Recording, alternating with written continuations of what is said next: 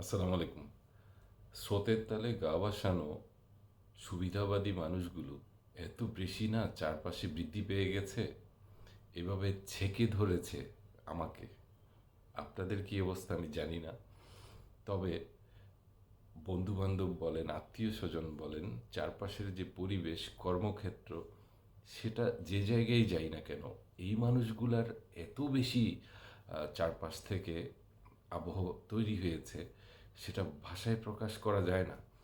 কোরআনে যে কথাগুলো আছে সে অনুযায়ী কিন্তু এমনই হওয়ার কথা, এবং এই মানুষগুলোকে চেনা এত দায় হয়ে পড়ে।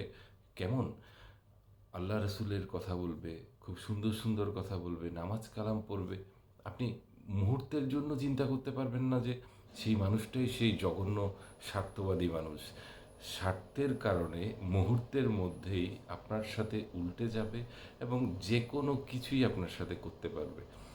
বলুন, আমরা এই ধরনের পরিবেশ থেকে, এই মানুষগুলা থেকে মুক্ত থাকতে হলে যেটা আমার মনে হয় করা উচিত সেটা হলো যে এক আল্লাহ আমাদের বাঁচাতে পারেন, এবং আমরা আল্লাহ সুবহানাহু তাআলার ইমানি শক্তি নিয়ে